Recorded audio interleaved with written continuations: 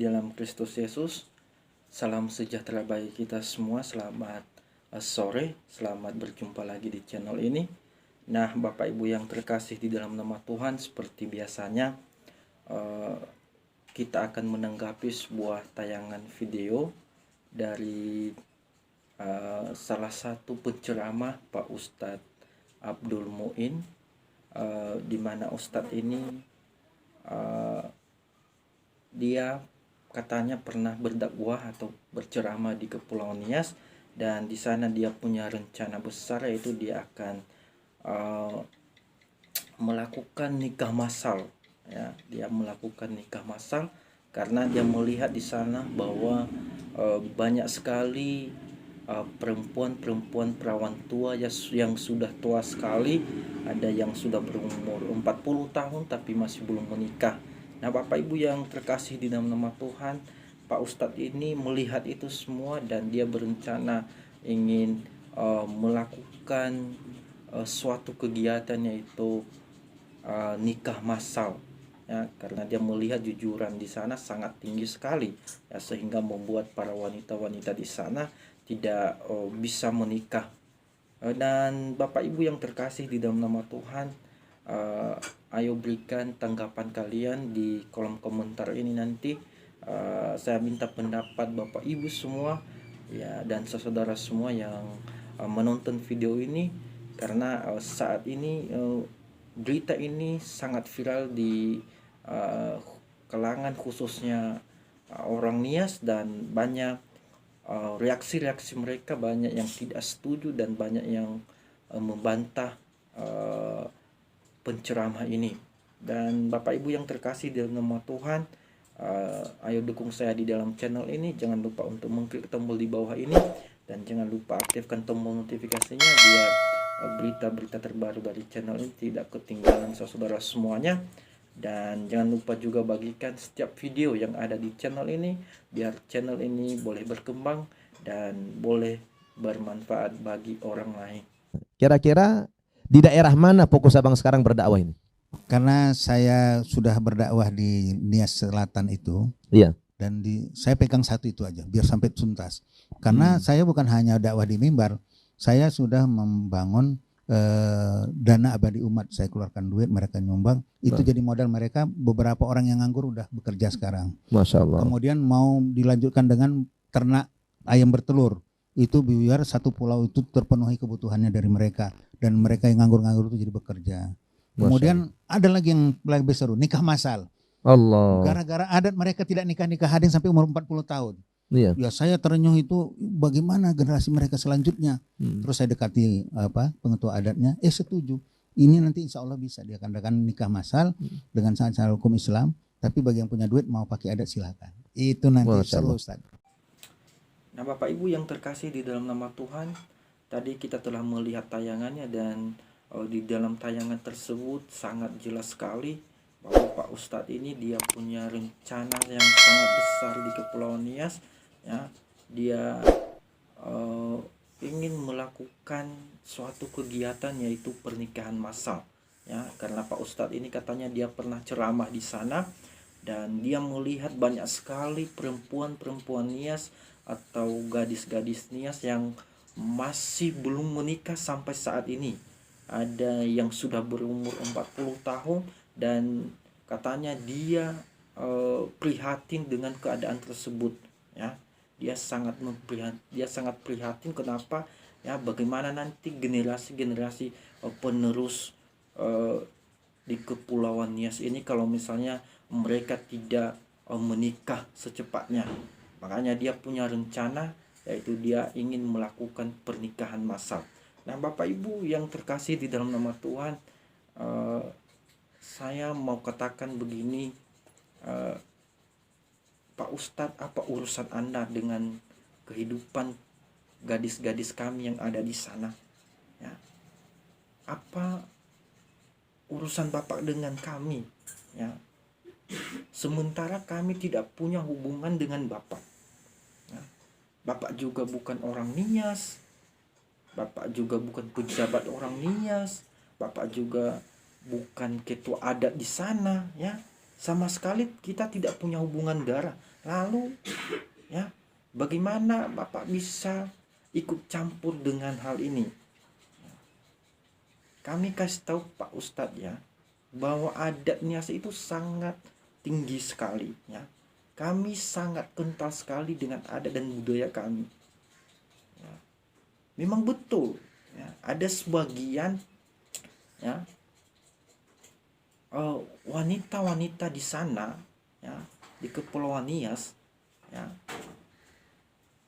belum menikah sampai saat ini, dan banyak perawan-perawan tua. Kenapa? Ya.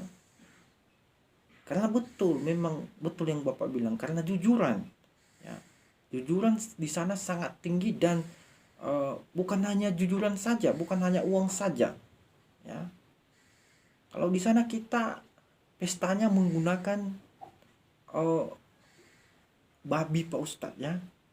Bapak tahu kan yang namanya babi itu 4 kakinya ya. Itu acara kita tidak lengkap kalau tidak pakai itu ya. Bisa-bisa sampai 15 ekor, 10 ekor, 5 ekor ya.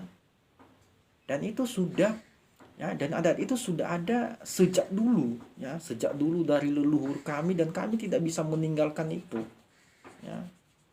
Kalau misalnya di dalam sebuah acara ya, tidak ada babi misalnya, maka acara itu tidak indah ya Pak Ustadz ya. Ya. Jangan nanti Bapak Ustadz mengatakan bahwa Bapak melakukan di sana pernikahan massal. Tidak semudah itu Pak Ustadz ya.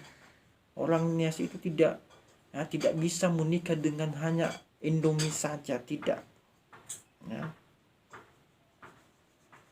Harus pakai uang, harus banyak uang ya. Kalau tidak ada uangnya tidak bisa ya. Mungkin di tempat Bapak bisa-bisa saja ya, bisa-bisa saja di tempat Bapak, tapi di tempat kami sangat tidak bisa, karena kami sangat menjunjung tinggi adat leluhur kami ya. Yang kedua, video ini sudah tersebar di media sosial, khususnya di komunitas-komunitas orang Nias ya, baik di Facebook maupun di YouTube, dan banyak reaksi-reaksi orang Nias ya. Kalau kita lihat di sini ada ini saya lihat di Facebook dari Pak Menius Dohona, yang mengatakan ya, semoga iman orang Kristen di Nias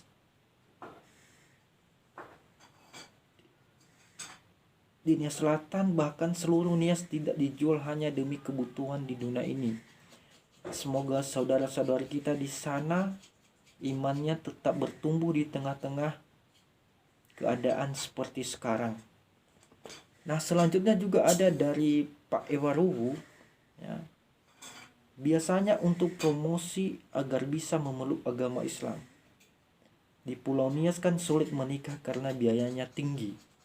Jadi hukum adat menjadi penghalang. Ada lagi dari Pak Averius Zinato, dia mengatakan perlu diselidiki orang ini, jangan dibiarkan dia berdakwah di Kepulauan Nias yang kita cintai ini, yang penuh kedamaian dan toleransi. Ada lagi dari Pak Kaedi Sibuan, Pak Tua, jangan ada udang di balik batu. Atas bantuan itu Pak Tua, dan apakah itu bukan secara tak langsung melecehkan adat kami? Berpikirlah Pak Tua, walaupun perekonomian di Nias sangat jauh dari harapan, tapi jangan dimanfaatkan untuk menarik ke sebelah.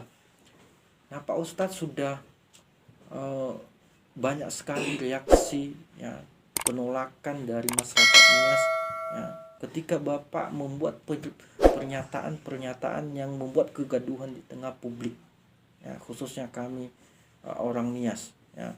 Dan hal ini kami ya, kalau misalnya Bapak misalnya ya punya rencana untuk melakukan itu, nggak usah keluar-keluar di media sosial, nggak usah, langsung saja datang ke sana, lalu ya buat acaranya, pilih tempatnya, ya udah laksanakan saja, nggak usah tidak perlu berkeluar-keluar di media sosial ya. Dan kalau itu terjadi, ya mungkin saja banyak penolakan, ya. Karena dari awal ya sampai saat ini, ya, nikah massal itu belum pernah terjadi di Nias, ya, tidak ada sejarahnya Pak Ustadz, ya. Mungkin kalau misalnya di daerah Bapak ya sering terjadi, tapi di daerah kami tidak pernah, ya.